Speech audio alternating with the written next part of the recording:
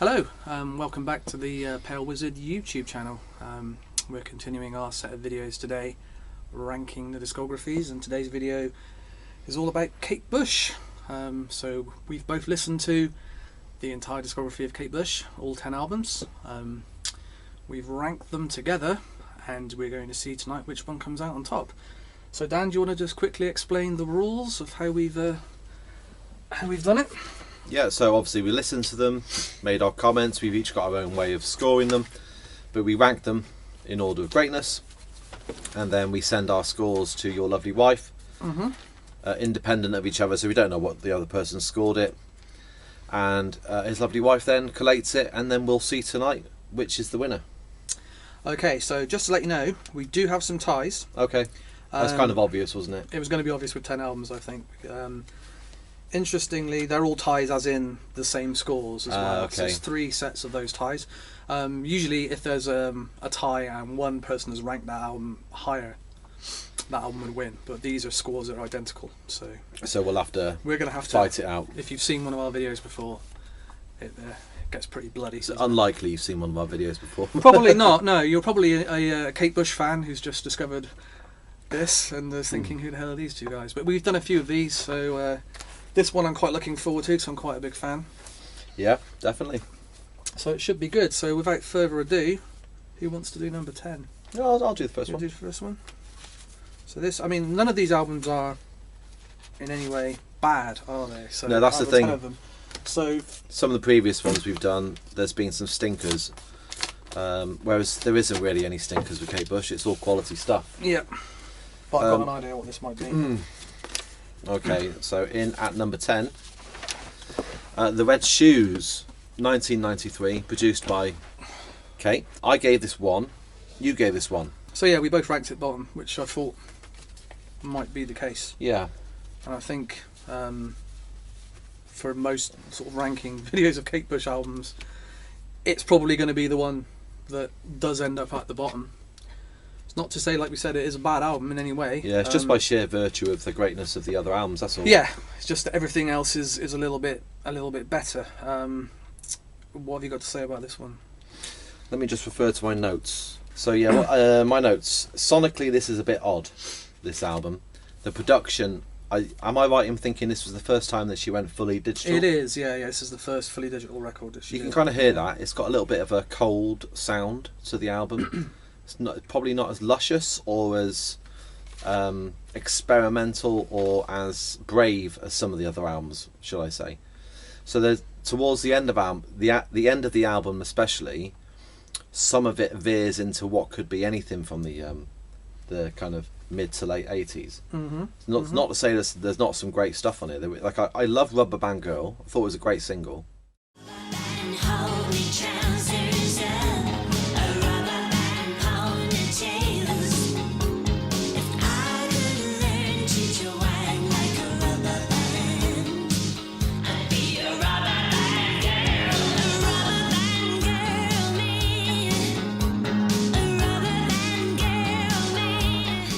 Moments of Pleasure is a really nice song. Yep. Really classic Kate Bush, sincere vocal. It's just her and a piano, that one, isn't it, as well? So it's one of those. Yeah, and the Song of Solomon's fantastic. You think? I love it. I find it a bit okay. I love the vocal performance on that. Yeah, the vocal's good, but I think that's one of the weaker ones. I think when we come to director's cut, that's one of the ones that's most improved. Yeah. By the version that she's redone for director's cut. I think I prefer the original. I like what she did in. Anyway, we'll get into that. Yeah, we'll get into that. Constellation of the Heart feels a bit out of time to me. It feels like it was a kind of an earlier 80s song. That's my notes exactly. Very dated. It feels dated, doesn't it? Isn't it? Yeah. As does the song with Prince. Why Should I Love You? Yeah. It feels like it would have come in the early to mid 80s. I think he worked on it a long time before. And he sent like a full-on Prince production. That's what it sounds like. And then she spent ages stripping it back, and I think she literally just left in his vocal and some synth lines and stuff, and then built everything back up on top of it. Yeah. So it's quite a busy sounding sort of production. It's a good song. It's nowhere near as good as it should be, considering it's Kate Bush and Prince. So, yeah. Yeah. To me, it just the album doesn't quite flow as a musical piece, and it's got some fantastic moments. And the last song's great. She has this trend of finishing off her albums really strongly and starting as well. Yeah, First track, I found listening through again, I think the first track on every album, with the possible exception of the last album, is great. Really great. She knows how to start off an album with a bang, as it were. Obviously this comes from quite a difficult place in her life as well. Not long after her mother died. I think it's the year after her mother died actually, this came out. She split up with her partner. She split up with Del, yeah, around this kind of time I think. Obviously he's still on this, and he's still on everything she's done since, because she still works with him quite closely. But yeah, so it comes from a difficult place. There's a couple of deaths. A former guitarist she worked with died around this time from AIDS, and one of her dancers that she was working with from way back in the day, sort of early 80s, also died of AIDS around this time, sort of early 90s. So there is a lot of stuff being worked through, I think, in the Red Shoes, and I think that's kind of what makes it a little bit busy and a little bit it's the first, a lot of ideas crammed into one single record. This is the first album I heard in full, because it was a CD generation, so it's around the time that we got our first CD player. So I remember being intrigued by it, and I remember the videos being quite cool. The videos are great. And it was you know, unlike Kate, she was about on the TV quite a lot, you know, 'cause she's quite a solitary person, and to see her doing lots of interviews on TV and documentaries and things like that. Yeah, she really sort of worked overtime on the promotion for this one, I think. Yeah. She was quite sort of out there, not with live performances obviously, but with TV appearances, interviews, all that kind of stuff. Yeah, if you were just sort of getting into it around this time, there was definitely enough to sort of sit up and take notice on here, isn't there, I think? And you can see why later on she wanted to revisit some of these songs, because she was unhappy with the production or the mix or anything like that. You can see why she did that. But same for Sensual World as well, I think. Right. You can see why it was those two albums that she chose to revisit when she did. So so maybe we'll see if one of those comes up next. So an agreement then for Red Shoes? Yeah, we've agreed so far. That's good. That's a good start. It doesn't usually happen, does it? So I was thinking that this might be quite a lot of agreement. Yeah, like you said, there's not really any bad albums, No. so you know, and my list actually did change quite a lot. Mine changed a bit. I find ranking the bottom 3 albums really easy, ranking the top 3 albums really easy, and then those 4 in the middle, that was really difficult, and that changed a lot sort of as I was doing it. So yeah, we'll see what's next. Okay, so number 9, Director's Cut. So this is the 9th album that she produced in 2011. You gave this 2, and I gave this 2. Fair enough. For a total of 4. Yeah. To be fair, this isn't really... I mean, I would say that this album shouldn't really be in this list, if we're being pedantic. It's not really an album. It's not. It's more of a... It's an album length. It is. It's more of a curio. It's like, I guess you could say this is like, you know, that's what it's called, the director's cut, isn't it? So it's outtakes, or not outtakes, reworkings. It's reworkings of songs that she was never happy with in the first place. I'm sure she was happy with them at the time, because she wouldn't have released them at the time.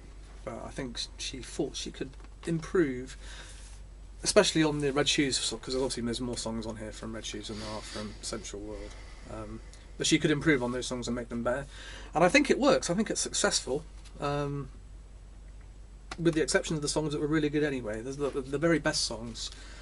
This Woman's Work and Rubber Band Girl are nowhere near as good as the originals. No, this Woman's Work, I don't like it at all on here. No, I find it hard to get through. It's quite sparse, but the trouble is, she's trying to, you know, change a song that's perfect. Yeah. Well, it's not like she's trying to make it better. It's just another version of it.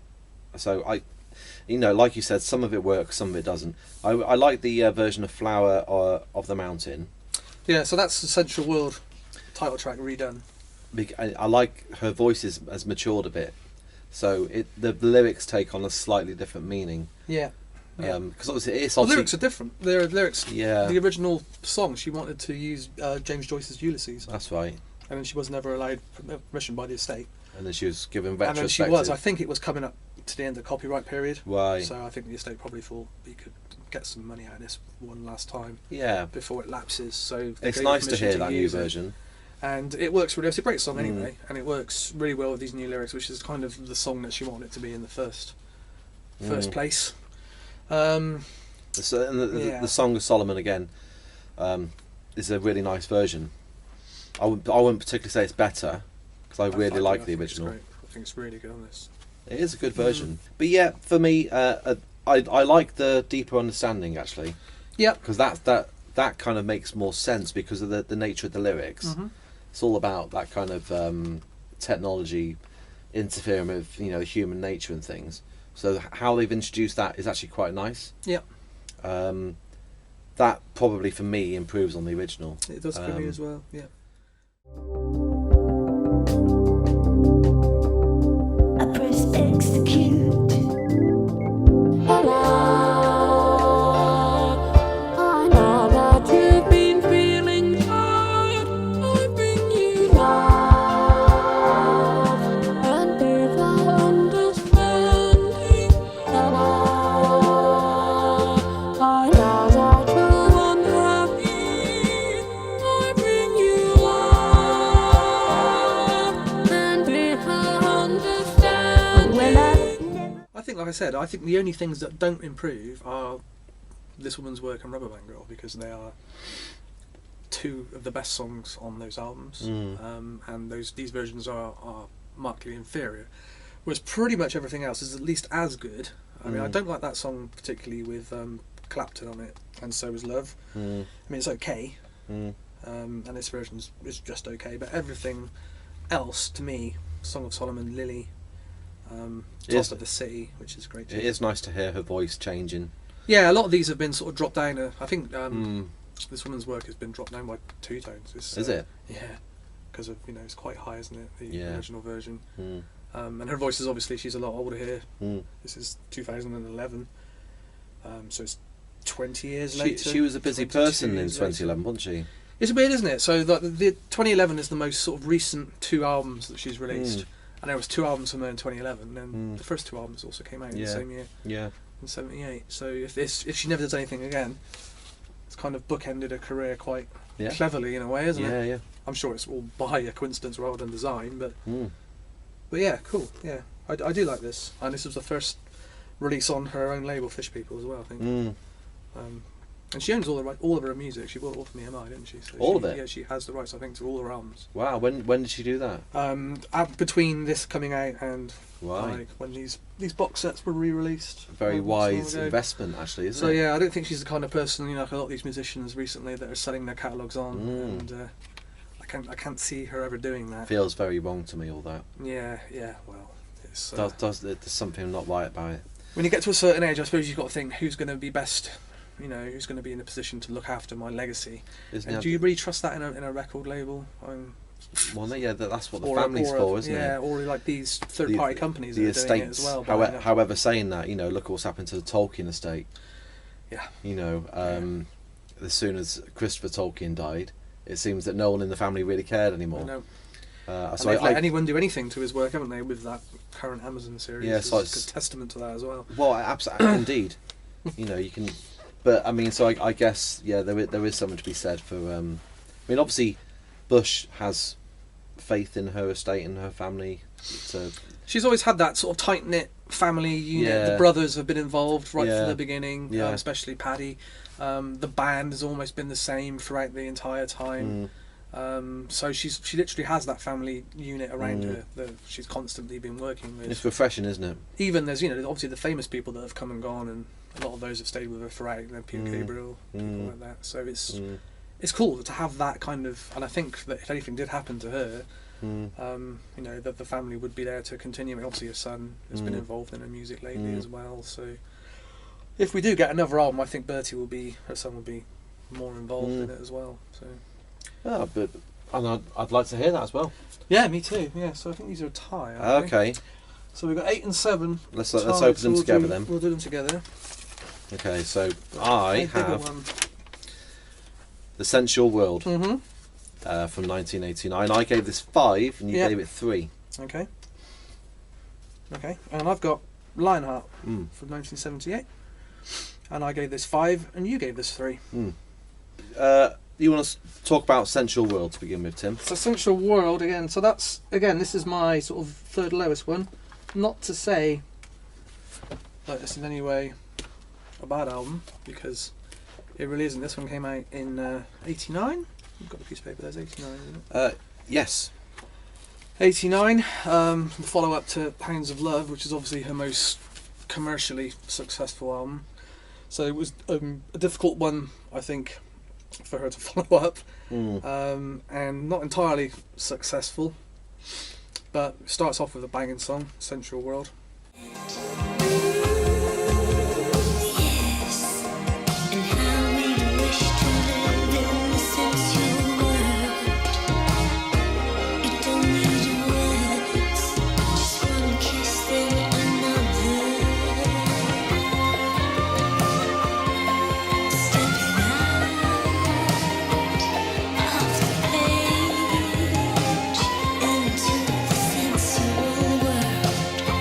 It's unlike anything anyone else is doing, this album. Mm-hmm. I mean, most of her albums are. Of course, Not yeah, many other yeah. people would get away with this album. No. Because I mean, it lives up to its title, doesn't it? Well, yeah, it's very sensual, isn't it? It's a very sort of. Yeah, I mean, It's quite a sexy record, isn't almost it? embarrassingly so. In Yeah, point. well, you can kind of see there's quite a school of thought that Kate Bush is a bit corny, and a bit kind of you know dad rock orientated and all this kind of thing. Because of stuff like this, it's a bit kind of cheesy and a bit kind of. I don't see it cheap. I mean, when I say embarrassing, I don't mean embarrassing on her behalf. I mean on my behalf.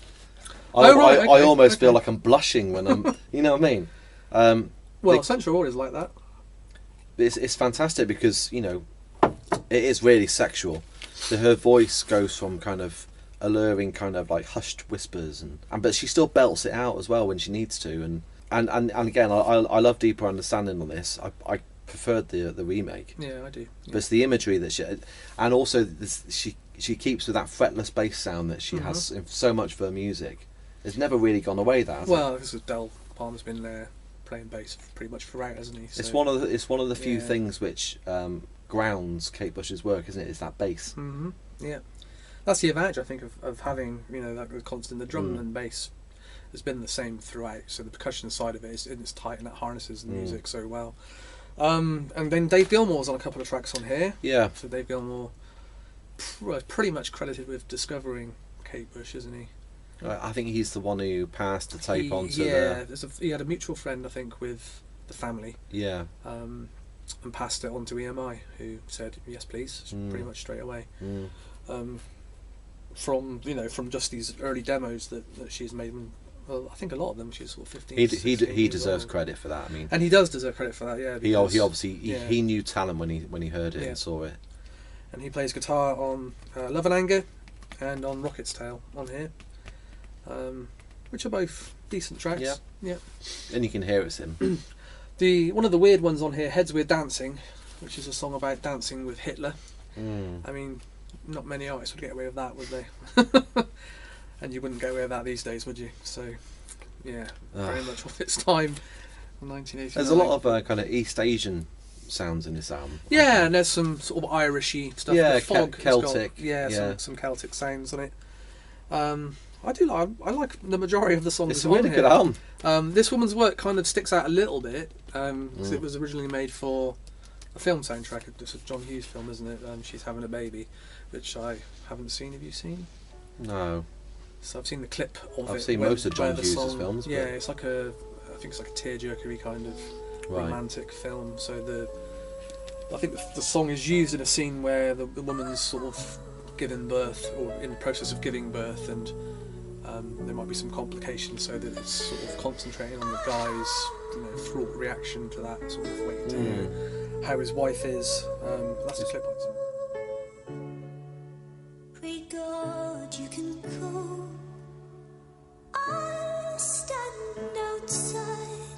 This woman's work, this woman's word. Ooh, it's hard on the man. Now his part is over. Now starts the cry of the father. I know you have a little life in you yet. I know you have a lot of strength left. I know you have a little. It's been used on a lot of TV shows. And But it has dramas, been used hasn't a lot since, yeah. But it's got such a incredibly crazy, powerful vocal, and the lyrics there Oh, it's exquisite. are amazing. Yeah, It's a perfect song. yeah. As much as two blokes can possibly. And it's a perfect Praise way a song to again. like It's a that, great like that. end to an album. That It is, yeah. It works well where it is positioned on the album. Mm. I think you can kind of tell that it is almost like a bookend to it as well. Mm. So, yeah. Yeah, I really like the album. Yeah, you like it a bit more than, well, it's hard to say a bit more, isn't it? Because we well, both no, like yeah, these albums, indeed, but indeed. You've rated it a bit higher than I have. So it's tied with. It's tied with Lionheart. The second Lionheart. one, so Okay. I'm hoping that's that. So Nice level. her second album came out the same year as her debut, 78. Yes, I love the cover, it's one of the best album covers. um, The whole concept and it's of got the to be album said, artwork she's is- just a gorgeous woman.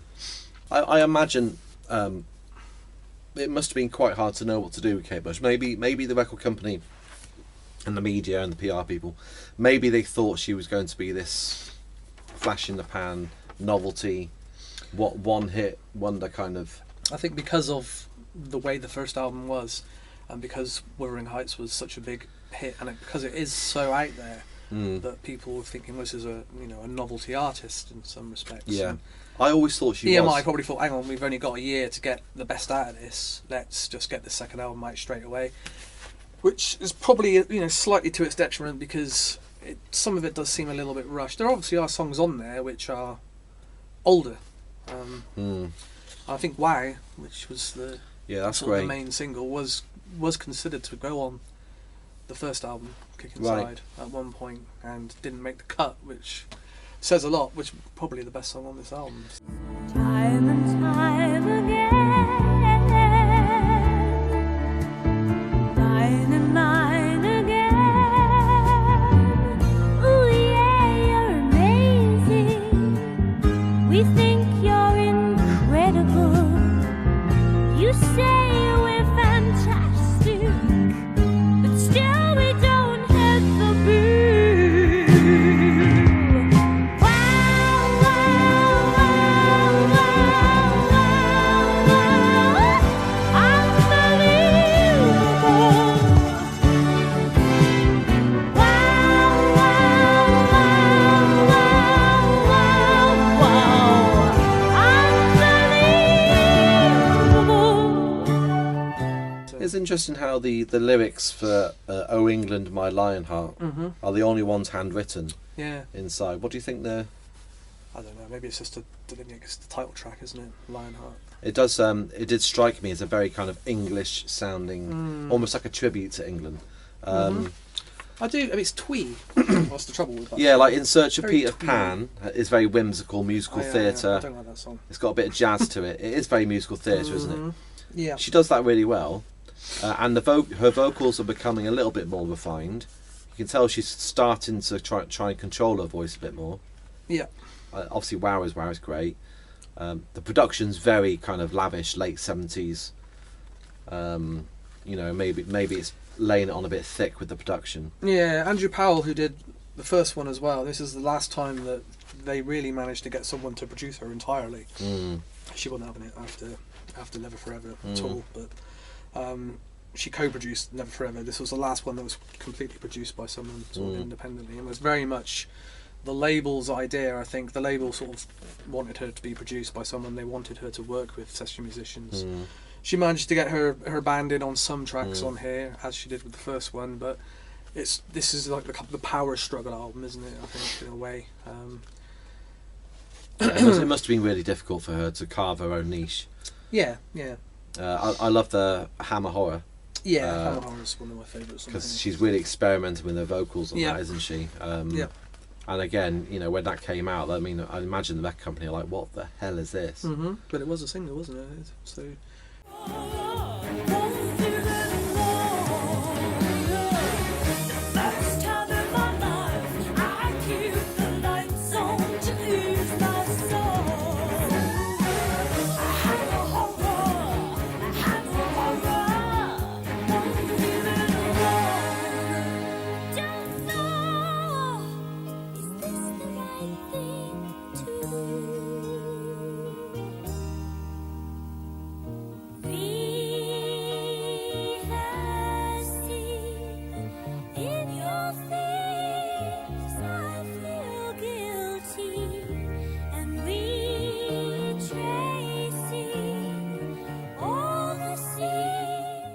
It felt to me less consistent than the debut.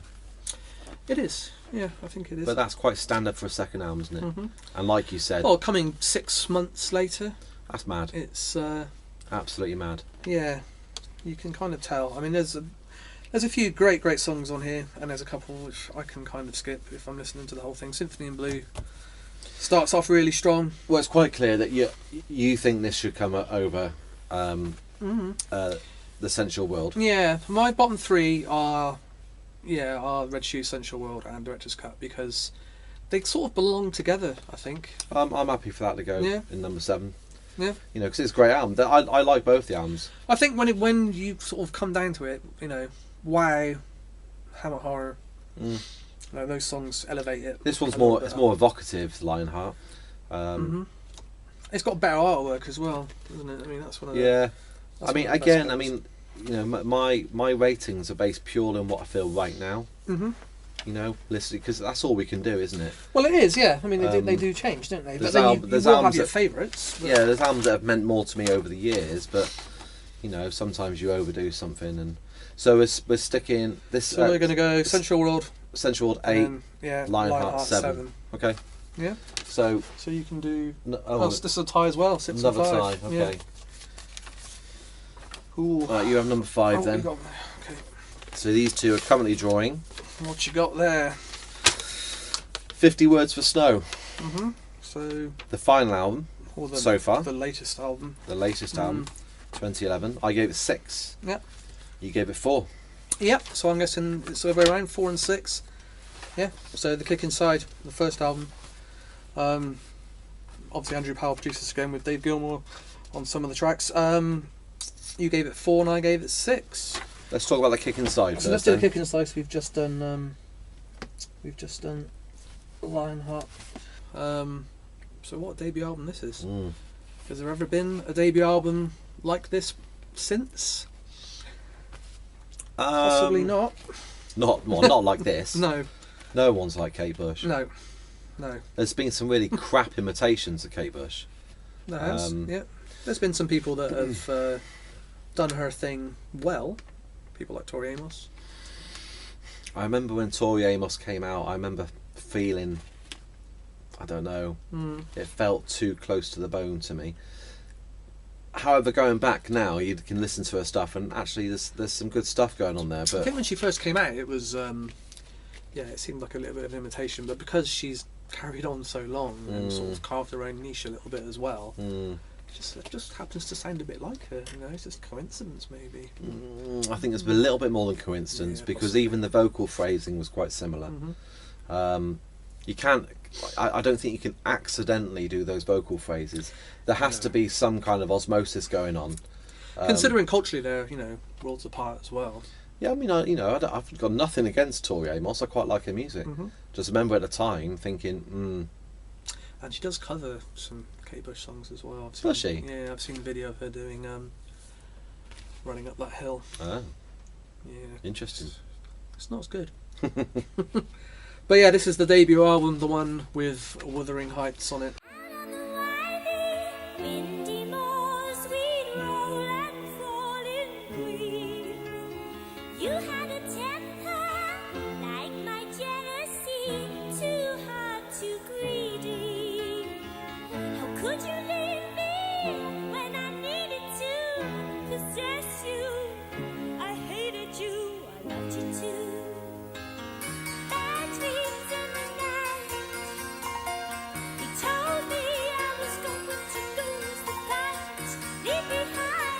walking through the high sea.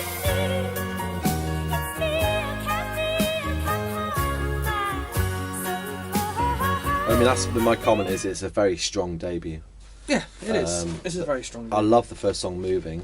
It's one of my favourites. Yeah, that The was written for that Lindsay Kemp guy, the dancer. Right, That, right. She. Oh, the sort of worked choreographer. with, Yeah. So he used to sort of do choreography without music, didn't he? Mm. And he was involved with Bowie a bit as well. I think he was quite involved with Bowie, from what I understand. But yeah, I think Moving is kind of like a homage to him, because Right. she took her money from her advance for this and went to him and took some sort of dance lessons, basically. Because obviously the very early Kate Bush stuff is all quite, the videos are very sort of dance orientated, aren't they? And he wasn't even aware she was a singer, was he? I don't think so.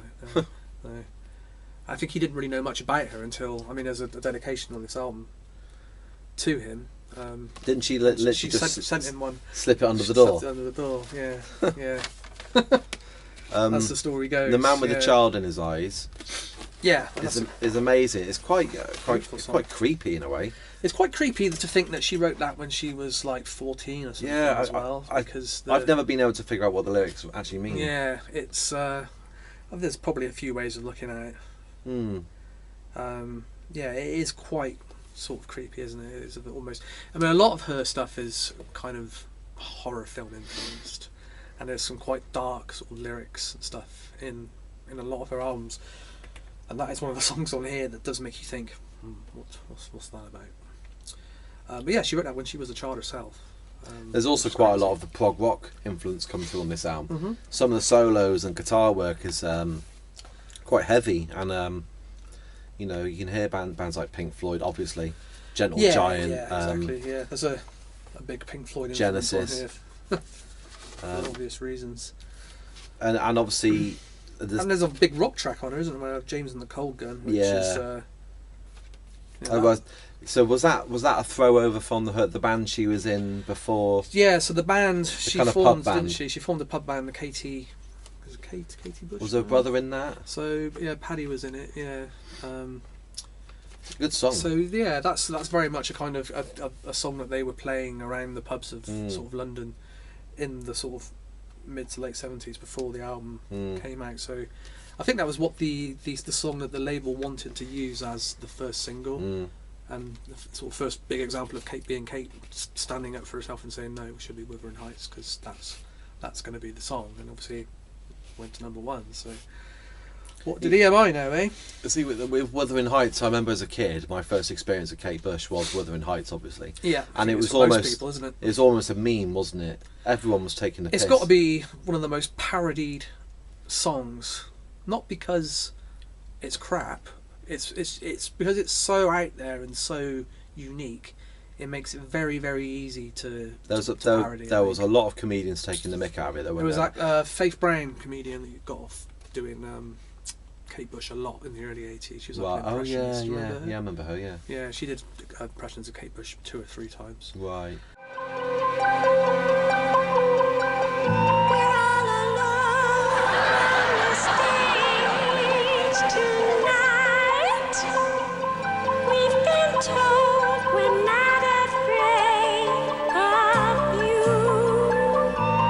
We know all our lines so well. We said them so many times, time and time again, line and line again. Oh yeah, you're amazing. We think you're incredible. You say we're fantastic, but still we don't have a feel.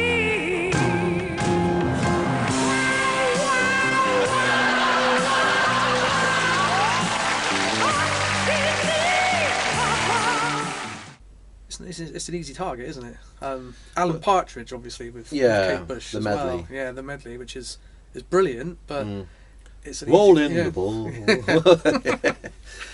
Rolling the ball, rolling the ball, rolling the ball to me. Join in. Rolling the ball. Rolling, rolling the ball. Rolling, rolling the ball. 2. He's here again. The man with the child in his eyes. Heathcliff! It's me, I'm Kathy, I've come home now. It's so let me into your window. Oh. Yeah, if there's not a lot of Alan Partridge clips in the edit for this, I should be. Was Kate Bush? Was she revered at this time? Those first 3 albums in the media. So I don't really know. I don't know what the zeitgeist was. But was she seen as a bit of a joke by a lot of the magazines and newspapers? I think she was kind of seen as like a novelty around the time of the first album, and the second album, obviously, Why was again a high pitched banshee kind of wail that people sort of thought, this is that crazy girl with the high pitched voice. And I think obviously she was quite sexualized as well by the media because of the way she looked. So it was I don't think the serious music press really sort of sat up and paid attention straight away. From They'll probably profess otherwise now, like they of always course do. They always try and rewrite history. I think there were some quite sniffy reviews of her stuff originally. It's like, reminds me like when Gary Newman came out in Tube Army. Yeah, they were completely pilloried by the press. As like a cheap man's kind of David Bowie or something. And it's kind of annoying now to see these kind of fluff pieces talking about the genius of people like Newman and Bush, and that they, it wasn't the cool thing. No, I mean, like, I remember Smash Hits used to mock Kate Bush quite a bit, right, back in the day, right. Especially that in that period between around the time of the Dreaming, because she might as well have not been in the public eye at all because the Dreaming didn't really sell, and there weren't any really big hit singles from it. So that time between Never Forever and until Hounds of Love came out, she was that crazy woman that doesn't really make much music and is very rarely around. So it wasn't until Hounds of Love was what it was that I think she earned her stripes a little bit with everybody. A great cover, isn't it? Yeah, there's not a bad album cover among these, really.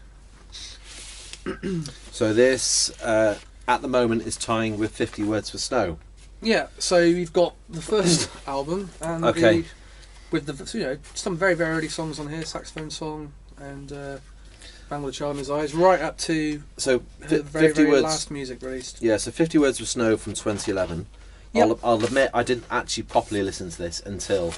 For this? I mean, we were supposed to do this video 6 months ago. Yeah, if there was anyone watching who was waiting with bated breath for the next Pale Wizard ranking video. Life got in the way. We kind of took the summer off from doing this for various reasons, and I was off on tour. We had an album come out. And we were busy doing. We were busy with the label, real weren't we? world things, weren't we? So it's only until now, and it was October, that we've had the chance to sort of catch up. So I started listening to these properly in February. Yeah. Which is the first time I heard. So obviously listening to 50 Words for Snow in February was quite weird. Well, it's winter. It's a very but you can't listen to 50 Words unless it's winter. Really. Now feels like the perfect time to listen to 50 Words for Snow. Yeah, coming into winter. The sun's coming in, and so when I was listening to these, I had a lot of them on in the background, especially this one, because it's not the type of album that you can kind of stick on and and give your full attention to, because it's so ethereal and it's so. It's hard to explain, but so I had this one playing on a loop while I was doing some work, and I just really fell in love with this album. And again, when I came back to it again recently, I think this is a fantastic album. I think it's really grown on me as a whole piece. I think it's just genius because it has to be seen as an album. It's not a collection of individual songs at all. I'm not blown away with this artwork, if I'm honest. I love it. I think it's brilliant. I haven't it's all because obviously there's all those pictures in the booklet as well that I haven't looked at that. Match up. Yeah, well, I haven't. If you've just been listening to it on the streaming, obviously you wouldn't have those, would you? Well, here we go. You kind of do need a big thick book to look at, and I sat down with it because Oh wow. I listened to all of these albums again over the last couple of weeks. Obviously, I've done it so many times over the years, but I thought I'd do them all and do them all on vinyl. Did I'd sit you down with the lyrics for each one as I did it. Did you listen to as this well, when it came out? And yeah. And I think a lot more of it now than I did when it came out. Oh right, okay. Yeah. Yeah, it's a beautiful album. Yeah, this is nice. This. Yeah. And it's a concept piece, isn't it? Yeah. Yeah, of course. Yeah. There's Yeah, bits on it very which much so. kind of leave me a little bit, pardon the pun, cold. But I'm not keen. I mean, this is the only album of hers where I don't like the opening song as such. So the Snowflake track, which is the lead vocals by her son Bertie. Oh, I love it. And I think that might be because you've got young boys yourself. Yeah, I think that's probably that. I find it a little bit Cloying. grating. Oh, I love it. Cloying. It's listenable. And Yeah. I like the idea. I think it's a beautiful idea having the duet between the mother and son. I think it's a really gorgeous. And vocal. he can clearly sing, and he obviously wouldn't be able to sing like that now because he was, a young boy when he was singing it. But some of those notes he hits really beautiful. rattles the. I think maybe you're right. Maybe it's because I've got kids. Yeah, I Maybe think it it might be. kind of tugged on my heartstrings a bit more. Yeah.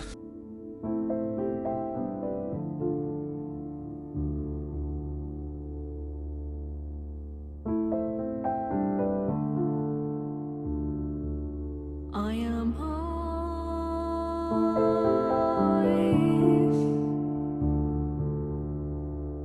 and dust.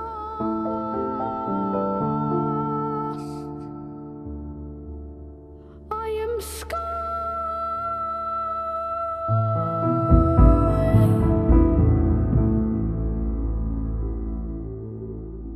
So that, and then Lake Tahoe, which is a really long one. A really long one. There's a couple of tracks on here. Well, these two, Lake Tahoe and Misty, which are Misty's 13 minutes long. It takes up the entire side B of the record. Which those, I think they are the longest tracks in her entire catalogue as well.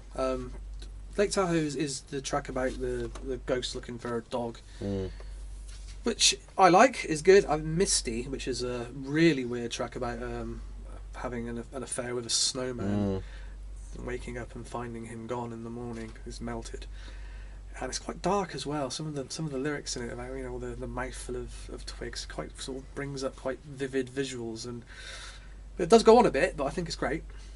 I like Wild Man.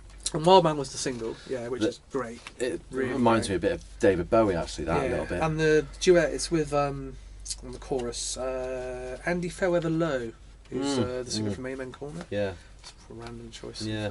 I think obviously she knows him from back in the day, and so a great kind of. It's the only sort of real rock song on here, isn't it? And or rocky pop song. I really like the duet with Elton John. When we got to the top of the hill, we saw Rome burning. I just let you walk away. I've never forgiven myself. I saw you on the steps in Paris. You were with someone else. Couldn't you see that should have been me? I just walked on by. Then we met in 42, but we were on a different side. Oh, I think that's a little bit. I really like it. Thing. Everything about it makes me, I should say no, but It's cheesy. yeah, really cheesy. That when she sort of brings it in around to 9/11, that's when it makes my toes curl a little bit. Yeah, a little bit. I think, a little bit. But he's good on it. I've never heard him really sing like that. Yeah. John. He's Yeah. quite in quite a low register, Yeah. which for him is. I think he really enjoyed working with her. So I remember around the time, him sort of saying that he found he got a lot out of working with her on this song. But again, it's like the Prince track on the Red Shoes. It's like, considering who it's with, it should be better. I think I for like me, it because I anyway. wasn't expecting it. I wasn't expecting a love song like that.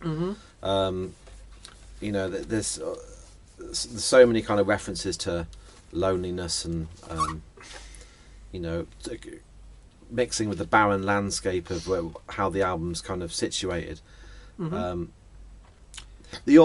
one thing I didn't that kind of grated on me was Stephen Fry's contribution, where he's doing the narration of the 50 Words for Snow. Yeah. Nothing against what he's done. What he does is fine, but it's his voice, because I would have preferred it to be a no name. I would have preferred it to be someone I didn't recognise the voice of, because when you hear it, it's like, well, that's Stephen Fry. Takes you out of it. It takes you out of this kind of wonderland, even though it has got Elton John on it. You know what I It mean? doesn't sound like Elton John from Crocodile Rock, though, does it? So No. it kind of, that's what makes it different, I think. So It just yeah, pulled me whereas out of Stephen the- Fry is jarring. Yeah. I must admit. But other than that, I think it's a great album. I think it's a really, really strong album, and it's 10 times better on the 10th listen than it was on the first listen. I think it's something that you can get more and more and more out of, especially if you've only heard it a few times. I think as you listen to it, I've listened to it probably about 3 or 4 times over the last sort of, well, since we said we were going to do this. But I only really sat down with it the other day, because I went through everything again, and I went through chronologically. So for the last one, I sat down with it the other day, and I sat down with that book on my lap and read through the lyrics and sort of immerse myself in the whole album. It's so easy to do. And there is that moment where Stephen Fry comes in and you think, what's Stephen Fry doing here? But other than that, yeah, it is great. It is great. Okay, so we've got to say what we got. But You've got to choose between the first and the last album. Kick Inside or 50 Words for Snow. I think we've made a good case for this one. You happy with that? So 50 Words for Snow at number 5, Kick Inside at number 6. Yeah. Okay, cool. So let you have that one. Thank you. That's all right. All right, it's number 4 then. Yeah, number 4. Shall I do it? Yeah, I think it's your turn. Right. Are there going to be This isn't tied. any so, major upsets, do you think, Tim? Well, so of what we've got left, it's what I expected. All right, so So my order. in at number 4 is Yeah. Never Forever. Okay. But we both gave this the same, Yeah. 8. Yeah. Okay, well that's fair then, Which isn't it? suggests there's going to be an upset coming. Well, the upset involves Ariel then, doesn't it? So. We shall see. We Well, shall I mean, see. it has to do, isn't it? Because. Oh, we shall see, Tim. We shall see. We shall see. So Let's Never not ruin it for Forever. everyone. People know. People watching this are going to know which No, they're of not. the 10 albums. They're Kate fucking Bush thick, are. Tim. They all just come in and they've just watched Stranger Things, and they just like that one song, and they just want to see 2 blokes talking about the entire discography. That's what Yeah, they I mean, want. annoyingly, because obviously we were going to do this way before this whole Stranger Things. We missed it. We did that brilliantly as well, didn't we? Because obviously this summer Kate Bush has exploded when Stranger Things series came out. I don't know what it is. I don't know. Not interested. It's on there apparently. What is the Running Up That Hill song? It's been it's still in the charts now as we speak. I looked it up the other day. Right. It's like number 38 as of the time of filming Right. in the UK charts. It's still in the US charts. It's just been the summer of Kate Bush. All the albums have been in the chart again. Which is no bad thing. Which is great, yeah. I mean, people have been rediscovering her, or discovering for the first time her music in many respects. And we could have released this a few months ago and really capitalised on that, but we just haven't. So, Well, it's like the band I sing for. We did a cover of Cloudbusting you're that ahead of the curve. about You did it, like, 3 years ago now, and It's one of yeah. the first things we released on the label, wasn't it? When Yeah, we were involved, and so it's also got to the point where we've kind of stopped playing it at some of the gigs because we don't want to feel like, oh god, they're we should change it into a cover of Running Up That Hill. Clearly. oh So, god, imagine that. That'd be awful, wouldn't it? there are so many covers of that song. Yeah. Let's talk about that when we go to Hanks. Yeah. Okay. let's Never do Forever. it. 3rd album. Mhm. Awesome artwork. This is This reminds me. This is not a million miles away from what Sarah does for the Who stuff. Yeah. Not a million miles away at Yeah, all. it's gorgeous that. Yeah. And the back cover as well. I love these these cake bats, That's brilliant. which are just balmy. Yeah, I'd love to know what's going on inside her head. Babooshka, a great start. Could be one of the best opening It's that tracks. fretless bass again, which I love. Shout it out, I'm yours. Babooshka, babooshka, babooshka, yeah, yeah.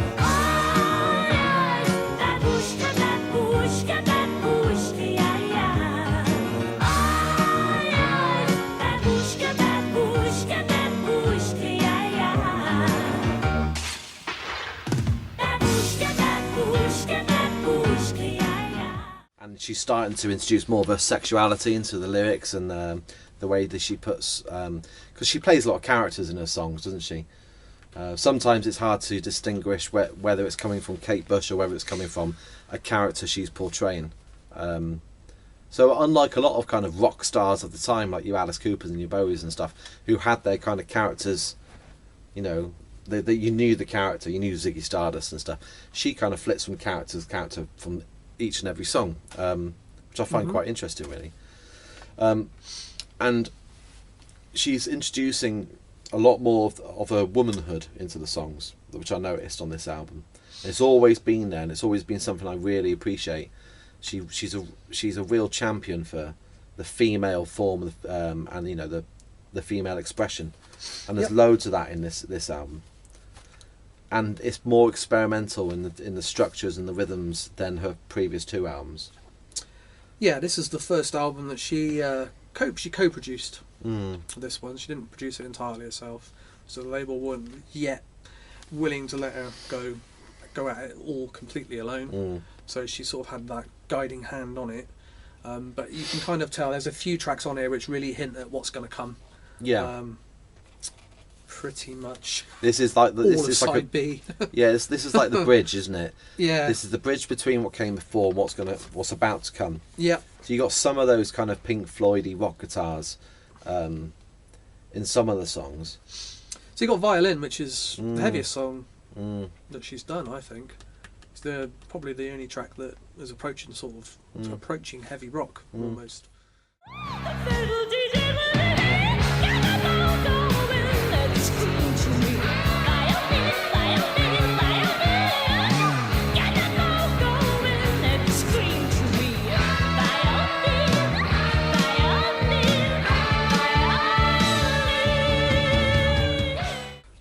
With the Pink Floyd heavy guitars. The Wedding List is List. quite a kind of a rocky number, isn't it?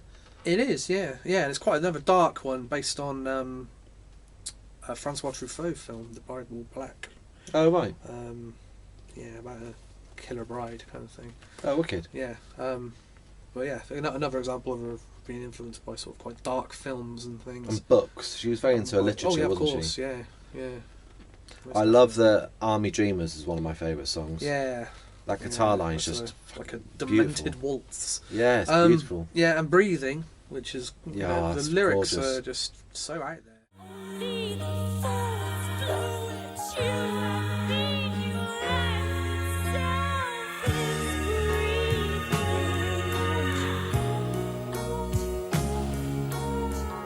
be breathing, my beloved, breathing, my beloved, breathing her nicotine, breathing. That brings a tear to the eye. Yeah, That one. but the concept of breathing is just... So that's the one where it's crazy. the whole nuclear war thing going. So yeah, it's almost like a child being reincarnated into a nuclear landscape and struggling to breathe. So is it from the point of view of a fetus, an unborn fetus? Yeah. And she can taste her mum's nicotine coming through the breath. But it's really tender. Like even the way she says that, it's almost like a kind of deep love for her mother. You know, if you read the lyrics, you could almost think of this as kind of a criticism of a smoking mother, but it's not at all. It's much more heartfelt. Yes. You don't see anyone else doing songs like that. No one else has. No one else really has attempted it today. There's also that really nice track, which is a tribute to the guy that died, Blow Away. One of her on her only tour in the late 70s. On the opening, well, it wasn't even the opening night. It was like a tryout night. I think it was. I must say it was in Poole. It was somewhere in that sort of area.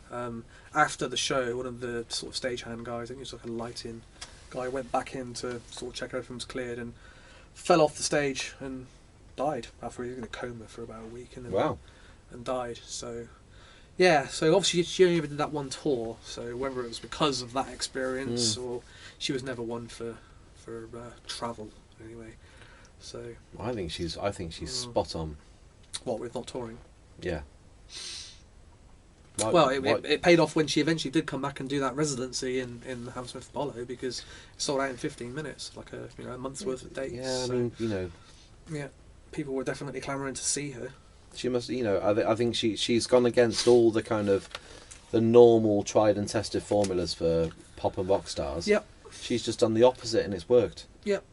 That's obviously why she had that difficulty sort of breaking into America, right up until, you know, Hounds sort of eventually did, because she wouldn't go there.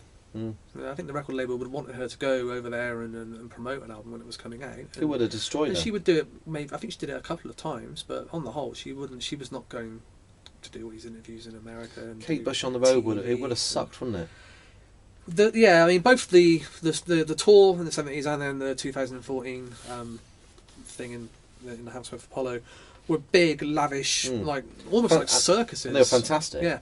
But you 3, 4, 5 years on the road, it would have just sucked the life out of it, I think. And it would cost so much to do something that she wanted to do.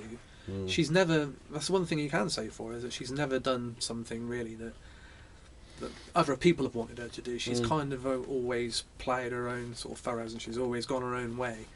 And there would have been a compromise that would have been made if she was going on tour, because she wouldn't have been able to tour that kind of production around the world. It would have cost so much money. So yeah, so in effect it would have been a compromise in the end. It would have been, yeah, and it's not something that she was prepared to do. So yeah, you're right in that respect. She'd just be like any other pop and rock star, and she's not any other pop and rock star. No. Yeah, you can't help but respect everything about Kate Bush. Yeah, I think she gets portrayed, doesn't she, in the media because of the fact that she's not in the public eye, and she doesn't do. I mean, yeah, they make her out to be a hermit. They make her out to be a hermit, and they make her out to be, you know, like a crazy woman who just sits at home and doesn't do anything. You know, she is working on music all the time. I'm sure of it. It's in her blood. So. But she's also a mother. And she's also a wife. So yeah, these things also contribute to your life. Don't your they? Music isn't all encompassing. You know, you have a life. Absolutely.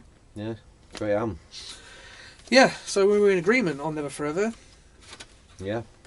Number 4. Okay, so third. So we got a tie again. Number 3. Yeah. Oh dear. Okay. So number 1 is number 1. Okay. But this is the all right then. tie. Well, this is going to ruin number 1 then. Oh yeah, obviously it would do regardless, wouldn't it? Like I said, everyone who's watching this knows exactly all the Kate Bush albums inside and out. They're all big fans. Okay. So, I've got The Dreaming. And I've got Aerial. Okay. Okay, so So The Dreaming wins, so let's move on. so you gave this 10. Yeah. As I knew you would. I gave this 7. Yep. So The Dream, and you've got Aerial. And I've got Aerial, yeah. So this is the one from 2005. Her 8th album, which you gave 10. And I gave 7. So that's probably what I knew would be the shock to you. Obviously, I know The Dreaming has a special place in your heart, and it is an incredible album. But we're going to talk about we're this going one to first. we're going to talk about Aerial first. Yeah, okay, all right. All right, let's talk about my favourite. Because you're going to have to do a good job to convince me of this going above The all Dreaming. right. I don't think I will be able to convince you. No, you won't be able to, but you can try. I'll refer to my notes, okay? Obviously, this album's 18 minutes long. It's colossal. It's huge, isn't it? Yeah.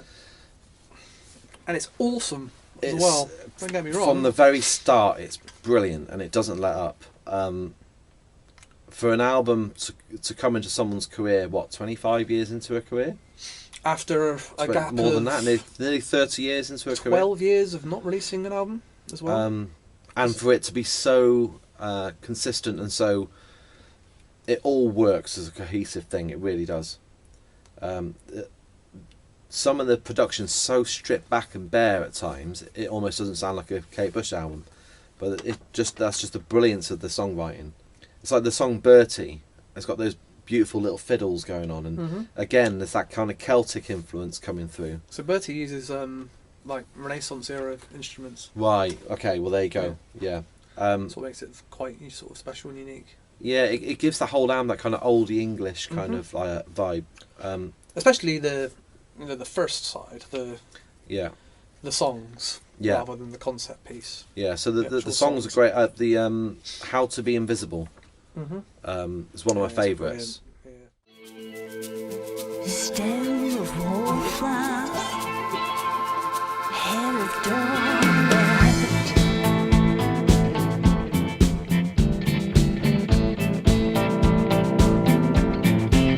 I found a book on how to be invisible.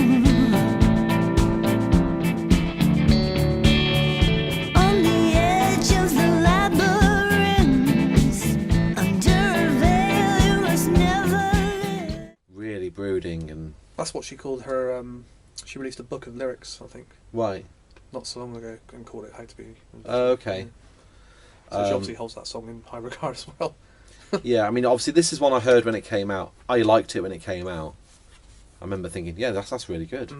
I think a lot of people went out and heard this when it first came out because it was so long. You know, it's 12 yeah, years yeah, after the Red Shoes, and a lot of people just assumed that she was never coming back. So, and there was no, there's no big sort of fanfare. There's no build-up, is there? It's just a. There's a Kate Bush album coming. It's here. I think this because I think I just stopped working in record shops just before this came out. So it's one of those albums I didn't buy at the time, but I listened to. I didn't buy this one actually. You didn't. No, Um, not at the time. so obviously the first half of the album is this just great collection of songs. So it mirrors Hounds of Love in. Yeah, there's In that lots of respect as well. similarities in that.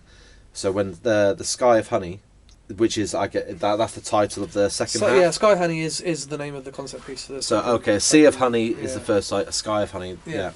yeah. It's just wonderful. Again, it's got a Bush's son on it, hasn't it? Mhm. Yeah, I've put thought It's provoking. also got Rolf Harris on it on the the original version. Oh, really? He's not. Yeah, but he does the. He's replaced on the live version. He replaced him completely and sings his bit. But on the original version of Ariel, yeah, it's got Rolf Harris on the. And it's have they called the taken yeah, them off this it? version doesn't have it on there. The painter's link. The painter's link. Goes from the architecture. The into paedophile's painter's link. Yeah. Well, that's probably a good move on their behalf. Yeah, I've heard it with him on it, and he sounds like he's having some kind of problem on it. You know, he's like kind of weird vocally. Probably his phone was buzzing. Yeah, It was his PR agent. very strange choice. But I mean, she has worked with Australian instrumentation before, so she was kind of going for that thing, and I can see why she would have used him before the news broke. But at least it's not Jimmy Savile. At least it's only Rolf Harris. I mean, I see this as like a kind of a prelude to the 50 Words for Snow album. It's a different season. It's so, it's got all those kind of sounds of nature It's got birdsong yeah. and she's quite a twitcher, I think, Kate Bush. From Right. what I understand. Right. So when I went on her website recently, I think she had posted a picture of a bird that she'd right. like seen and wanted to show everybody. But yeah, it's got birdsong like pretty much all the way through it. All different, yeah, and and it kind of works as an instrument. It's really clever. It just pulls you into that little world, doesn't it? Yeah. And yeah, I mean, for literally 80 minutes, I was just hooked. Don't want to stop listening. Yeah, you could make a case for this to be the best if you take it as one piece of music as the best thing she's ever done, like her crowning achievement. It doesn't dip, this album, for me. It's just a wonderful piece of music. Mm-hmm. It kind of stands on its own in that way. Whereas the Dreaming is a different beast altogether. Brilliant, equally brilliant, but totally different. Yeah. So for me, the King of the Mountain. That was the single, wasn't it? Yeah, I love that song.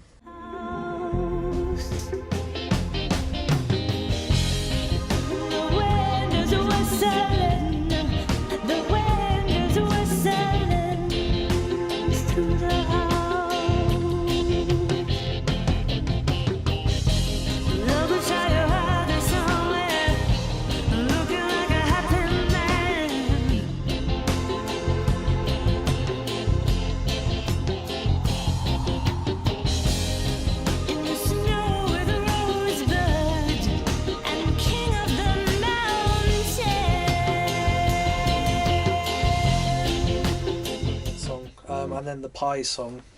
Yeah, but it shouldn't work. Like, it's just her reciting the bloody pie. Yeah, it's pi to 117 Yeah, it's great. decimal places. It's Or fantastic. something crazy. It's like, well, that old thing. So I could listen to her sing the phone book. Yeah. It's literally that, isn't Yeah, it? She's yeah. just singing numbers. Yeah. But it's mad and it's great and it works. It's brilliant. The only thing I'm not so keen on the first record is the Joan of Arc song, Joni. It's I just find it a little bit of a downer. Kind of takes me out of the album a tiny bit. Okay. Which for me, again, I struggled to find a reason to mark it down. Yeah. And it's only that I'd stand by what I said as a Sky Honey could be classed as the best thing she's ever done. I would have loved to have gone to the live shows where she did all of Ninth Wave and all of the Sky of Honey. Is that what it was, the live show? So yeah, it was. That was the last part of it, wasn't it? I think those two pieces together. Right. And obviously there was other songs as well. There was nothing. What other songs did she put in? She didn't do anything from before Hounds of Love, so she played like Cloud Busting and Running Up That Hill. I think. That's cool. But nothing. She did the last track, the pretty piano one from 50 Words for Snow, and I think she played King of the Mountain. But it was all it was mainly those sort of centered around those two big. Did she do Running Up That Hill? I think so. Yeah, I think she did. Okay. Yeah. I think Cloud Busting was the last song. It was like the because obviously it was the same show every night. I think that was the last track that she played, and also everyone came out on the stage with her for that. Wicked. There's not a lot of video footage of it, funnily enough, on thank YouTube, God. but it was filmed, but it's never Was it? never been seen, as far as I know. I don't Was know. it filmed properly? Whether or not I think they filmed 2 nights. Whether or not it wasn't up to snuff, the quality of the filming, Maybe she's just waiting. or maybe she's just waiting. I mean, there was a live album that came out. You can, buy the live album. Really? Yeah, there is a Beyond the Dawn live box set kind right. of thing. Have you heard it? Yes, it's great. Yeah. But whether that's from the shows that were recorded professionally, I'm not sure. I would imagine it probably is, and I would love to see the footage because I didn't get to go. I remember when the tickets went on sale, and I thought, oh, that's cool. Maybe I'll try and get a ticket, and they sold out in 15 minutes. The whole like it was a month, wasn't it? I think pretty much. Yeah, I would have like loved to have 20 gone. dates or something. Looking back on it, I would have. Yeah, now I would have happily happily paid. It was the prices of the lot of money. tickets, but then I think back now, I was like, you know what, I should have paid it. Whatever. 2014, wasn't it? So yeah, I should have paid whatever it was. I should have paid it. I mean, you would have probably been rubbing shoulders with a lot of famous people if you had gone to any night, because there was, all the musicians that. I know quite a few people that went. Yeah. Really enjoyed it. Yeah. Yeah. Okay. So, you want to talk to me about the Dreaming? Yeah. Okay. So this is the Dreaming. This is the best one. That's going to lose out to Hounds of Love, I think, on our ranking video. But if it's going to lose out to any one, it's going to lose out to that one. So this is like the really out there, really experimental album from 1982. The first album that she produced as well, entirely herself. The first time she got her hands on this Fairlight sort of digital synthesizer. Which is all over this. She used it a bit on Never Forever. Was it Peter Gabriel that kind of turned on to that? She when she did the track with Peter Gabriel on this third album. Don't Give Up.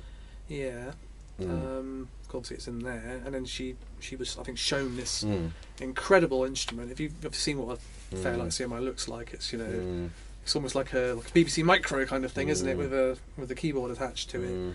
And you can record anything and sample it. It's obviously back then that was quite cutting edge, and she obviously fell in love with the idea of that. And for a connoisseur of that instrument, this is the album that you'd want to listen to, because it's all over it. And it's got some really, really out there stuff, which never really made a dent commercially. There were a couple of singles, Sat in Your Lap, which was, I think, was done before the album came out, like a few months before, as like a sort of tester, because she'd obviously been away for a couple of years after Never Forever. And There Goes a Tenor was a single, wasn't it? And There Goes a Tenor was her only single that's never really done anything. It's not a single. Okay, remember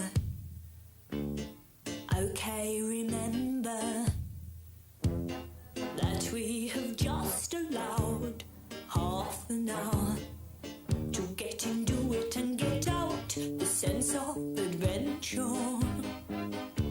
is changing to danger. The signal has been given. I go in, the crime begins. My excitement turns into fight. Uh-oh, uh-oh, my words fade. What am I gonna say? Mustn't give everything away. No, it's not. Well, what else would you choose? No, exactly. I mean, it's. I think Suspended in Gaffer was a single in Europe, Right. which is probably a better choice of Yeah. single. I mean, I love There Goes a Tenor, Yeah, but you I love every imagine song as well. hearing that on the radio. So Lego's a tenor. For those who don't know, she's doing like a sort of proper Cockney kind of job. Dun, dun, dun, dun, Yeah, dun. and it's a song about like a bank job, isn't it? But it It's, also goes off on one, doesn't it? Like towards the middle. Yeah, it's got a weird kind of airy Yeah, bit, and then this it's very odd. yeah, very much like Suspended in Gaffer has as well. That weird kind of middle section in it as well. It's all. You could use the word weird a lot with this album. It wouldn't be. It's doing baffling, it. this album. It takes a bit of sort of getting your head around. I think the title track as well. I mean, if you play that to someone, they did release that as a single. There's that crazy video of the dust everywhere, using like pretending to be in the Australian outback. But she puts on this sort of Australian kind of voice. It's trying to sound sort of Aboriginal. In the road, in the morning, with no warning, we bring in the rigging.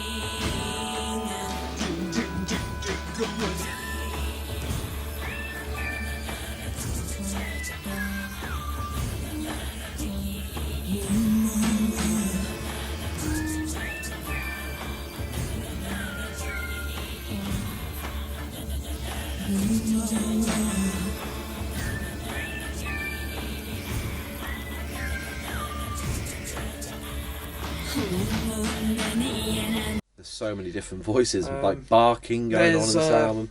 Well, there's the she might have invented the death metal vocal in this album with the donkey braying in Yeah. Get Out of My House, which technically that should be your favourite Kate Bush song, because that's about The Shining, the film The Shining. When she saw The Shining, she wrote that song. Don't get me wrong, I love all these songs. The only song that I wasn't that bothered about was Leave It Open. Okay, yeah. That left me a little cold. But To Leave You Open.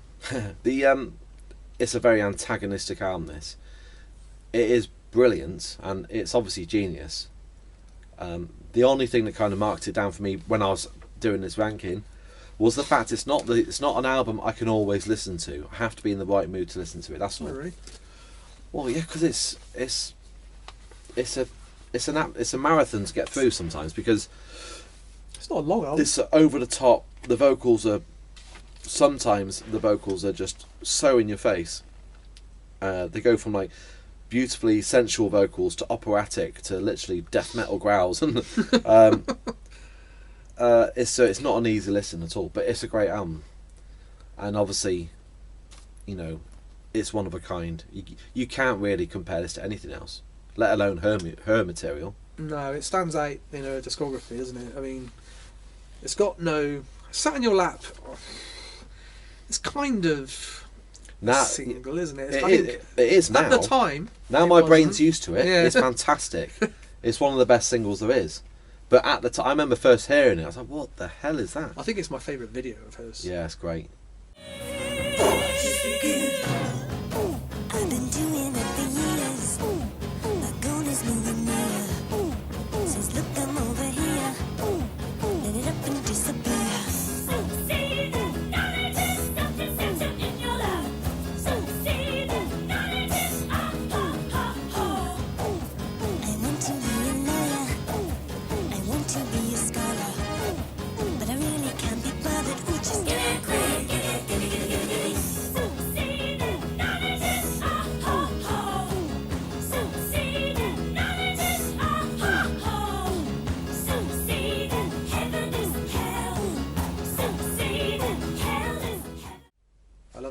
so Yeah. much. And then this is the Houdini. So this is Del, and this is him playing Houdini, and then she's passing the key so he can escape. So yeah, such a clever album cover, but it went over pretty much everybody's heads, and really, it's been here like least, like commercially. Was it slagged off when it came out by the press? On the whole, I think it was, it was mainly ignored. Was it? Unfortunately. Right. I think it's not even gone gold sales-wise really? in this country. I mean, it's now revered as one of the greatest female albums of all time. I think the majority of Kate Bush fans would rank this or Hounds #1. So we've not gone too far wrong here. Okay. I don't think, because this is like the the hardcore fan who likes the weird shit kind of. Yeah, I mean, for that reason, we'll stick that one at #2. Oh yeah, well, it was never going to be anything other than #2. We would be here all night otherwise. As much as I love Ariel, it's not this one. So yeah, that's the dreaming. Okay, so what's going to be #1? So probably not a massive surprise then. That the album that comes in at #1 is. We both give it second place, I'd imagine, yeah. Hounds of Love, which we no. both gave second. So this happened. This happened last time. So it's neither of our favourites, but to be fair, it's not much in it. No, there isn't really much in it. It is because I mean, it's a superb album. This is side 1 is probably the pinnacle of pop music. Yeah, side 1's her Let's Dance. Yeah, isn't it? Yeah, with that first side of all the big pop tunes. Because Let's Dance, it was stacked. That first side was stacked. And this is stacked, isn't it? So 4 out of 5 of these were hit singles. Yeah. Obviously, the first track is "Running Up That Hill," which is the song that everyone knows now from this year's Kate Bush marathon in the summer when she was everywhere. Well, she wasn't anywhere. The song was everywhere. And the only one that wasn't released as a single, "Never Stands for Comfort," I love that song. Incredible. Yeah, lovely song. That. So very much like Ariel, we've got those songs on the first side, and then the second side is the concept piece, the Ninth Wave, which, I love it. It's scary. It's like almost like a whole thing about being scared of water, scared of drowning, and scared of and there's like a witch in it, and you can see how it's a little bit disturbing for some people to listen to. I think a lot of people find it a bit much at the time, and then it breaks out into that crazy Irish sort of music. And so there's loads of Celtic. There again, is, yeah. She's really good at incorporating those types of music without it sounding, cheesy or insincere. Yeah, like you said, so that it is a tale of two halves, this album, because the first half is just pop perfection, and then the second half is prog rock brilliance, in a way, because it's that's her brother's influence, I guess. I don't see whenever I listen to Ninth Wave, I just listen to it all the way through. You have to. So you can't really I can't say I really like this bit, I really like that bit. No, I can more with that's true. With this one. That's because true. Yeah, that's true. Nocturne on there is just like, it is like the big highlight for me at the end. That's true. And I love that bit. I wouldn't ever stick it on as just a song. Yeah. I would listen to the whole thing, but because I'm guessing as well because it's over 2 sides. Whereas this is kind of crammed on here. I think it does come in nearly half an hour. Yeah, I mean you have to listen to that album in one go. That side in one go. Yeah. I couldn't name you the individual songs. No, the Witch one I always remember. Yeah. Breaking the Witch. Yeah. But I couldn't name you the individual. I know how it goes all the way through, and I know I can kind of look at the song titles and go, that's that bit. But I wouldn't be able to sort of differentiate, and I would never choose to listen to just one of those. It has to be the whole thing. So you kind of have to. With this, I can put one of these songs on. And I'm quite happy with that. When we covered Cloudbusting in the band, it really gives you a new appreciation of, because you have to dissect the song and you go through the key changes and all the subtle things that are going on in the background. It's just incredible. The the kind of musical brain that she's got. I mean, she's sole songwriter on this? Mm-hmm. Unreal. And she produced this Mm-hmm. all by herself. Far with Del. Right. This is like their they kind of went off and made their own studio, didn't they, yeah, for this? yeah. Which they've kind of done had ever since in a couple of places, I think. I mean, the production is just unreal. Really is. Like, you know, it's a step up But yeah, from what anyone else is doing. and it's still Or a got, step sideways, it's got should I that say. kind of holdover from the Dreaming, so you've still got a lot of that Fairlight on here, and that big sort of drum sound, the very 80s kind of drum sound, which is obviously quite.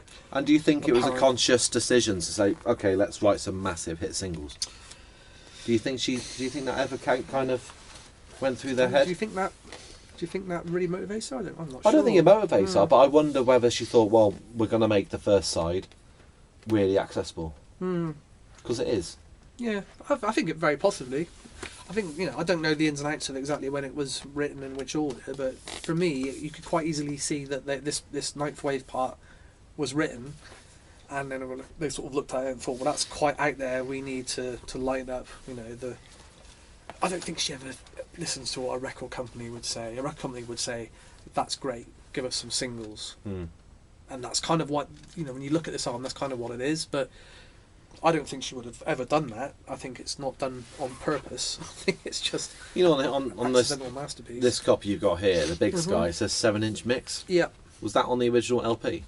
Or is that just to fit it on the vinyl? I think it's just to fit it on the vinyl, isn't it? Right. But saying that, I mean, I don't know, because obviously Hounds of Love side comes in a little bit shorter than the Ninth Wave. The Ninth Wave is about 26, 27 minutes, I want to say. Those Right. songs don't come after that, so I don't know why that one would Yeah. be. Yeah, and again, this, you know, Mother Stands for Comfort. It's this whole womanhood kind of thing that she's really good at referring to. And But this is like the most commercially successful period of her career, isn't it? So people that only have a passing interest in Kate Bush, they're probably going to know Wuthering Heights. But they're definitely going to, after this year, they're definitely going to know Running Up That Hill, and they're probably going to know Hounds of Love, and then, you know, they might well know Cloud Busted. Those are the songs. You're like my yo-yo that glowed in the dark. What made it special? Needed dangerous, so I buried it and forget.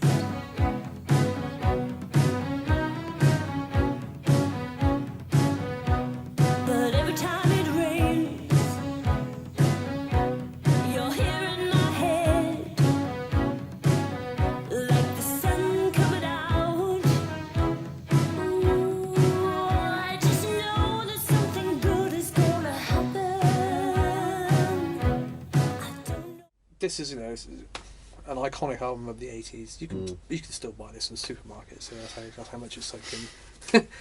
I remember Sainsbury's had their own version of it at one point a few years back. You know, it's like a their own, but the Sainsbury's edition. Yeah, the Sainsbury's vinyl edition when records became a thing again. Yeah. That's how sort of ingrained in the public conscious this album is, I think. So I think, you know, we're not wrong in rating this as the top one, because it kind of probably really is from a commercial and artistic viewpoint coming together. I enjoyed giving her entire catalogue. I mean, it's amazing, really, isn't it? It's only 10 albums. Only 10 albums. It's only 10 albums over. You think that when we did the 40 Iron years. Maiden one, how many was that? It's But they've been going a similar time frame, haven't they? almost identical, isn't it? Yeah. Yeah, When did that first Maiden album come out? like 70. 80, wasn't it? 80. 80. Yeah, so she's been going 2 years longer. She's been going 2 years longer, Yeah. and they've done over twice as many. Yeah, and she's not made a bad album, and they've made plenty. But you can't really. It's not the same kind of music, is it? No, I'm You just. can't really compare. I mean, you know, do you think she'll do more music? I hope so. I mean, well, she's only 64, 64, 63. You'd hope It's so. great that we got people who just dance their own dance, you know. Be sort of to the beat of their own drum, most definitely. When did you first hear Kate Bush, do you reckon? I think I was a little kid, and I think it was again, I think I told you my dad used to take the Top of the Pops. Mhm. And there was probably a video of Wuthering Heights. Yeah. And so, like I said, my initial experience of Kate Bush, that she was just this one-hit wonder, novelty, crazy lady from the 70s. And that's how I felt about it for a long time, until the Red Shoes came out. I remember listening to that. Yeah. That's pretty cool. And then obviously, discovering that, oh my God, she's brilliant. Mhm. You know, she's not just this one-hit wonder. She's got a fantastic catalogue. But just 10 albums, she's a good artist to get into, isn't she? If you're kind of someone who's aspiring to kind of get into music or to be a singer, Kate Bush is probably a good thing to get into, because Yeah. it's I not think going to so. take you much to scratch the surface. And it's almost like a whole world to get involved with, Yeah, isn't it? yeah. With the songs and the concept album parts of it. It's You can't really go There's a wrong whole- wherever you yeah. dip in, can you? yeah, you're gonna with get the something out of music, it. yeah, and the videos as well. They're all Mm. good. She did make a film around the time of the Red Shoes, which isn't very good apparently. I've not Right. seen all of it. Right. Um, With her in the film. she's in it. Yeah, but it's more like it's like a collection of music videos strung Right. together almost. Okay. But it was released theatrically. Okay. But she does have a little bit of history of working with stuff, soundtracks for films. There was a song that was done for a film a few years ago which wasn't memorable at all. Hmm. Obviously, there's This Woman's Work, which was Mm. done for that film. And she's clearly a big fan of film, isn't she, and Mm. literature, so she's very much involved in that world. One of the first songs I remember Wuthering Heights from. My mum used to record the charts off the Mm. radio back in the day, and I used to go for her cassettes when I was a kid, and there was one from the 78 when Wuthering Heights was number one, Mm. which I used to listen to all the time. It had that, it had Supertramp and all this stuff on it, and that's where I Mm. kind of first ever heard Kate Bush. But I was of that age when I was buying records when Hounds of Love was a big hit, and I used to love the Hounds of Love song, that sample from Night of the Demon in it at the beginning. Mm. Yeah, such a great song. Mm. Yeah, and it's like it is. That is the gateway, isn't it? I think that album Mm. can easily get you involved in listening, because it did for me, I think. Yeah, I mean, obviously, listening to the rest of I it. remember watching the video for Cloud Busting and loving the video, The one obviously, with Donald Sutherland. yeah. Yeah. and then that song just sticks in your head. It certainly does. But yeah, I think the first record we ever had, because I think my parents bought the whole story, the best of. oh yeah, that goes for a lot of money, that, doesn't it now? Yeah, we've still got it actually. And that came out in '86, I want to say. Was it before Red Shoes? Oh yeah, it's before Sensual World. Yeah. Was it? Yeah. So she redid the vocal for Wuthering Heights on it, so there's like a different vocal. Really? Yeah. Which is, it's not massively different, but it's noticeably I different. wonder why she did that.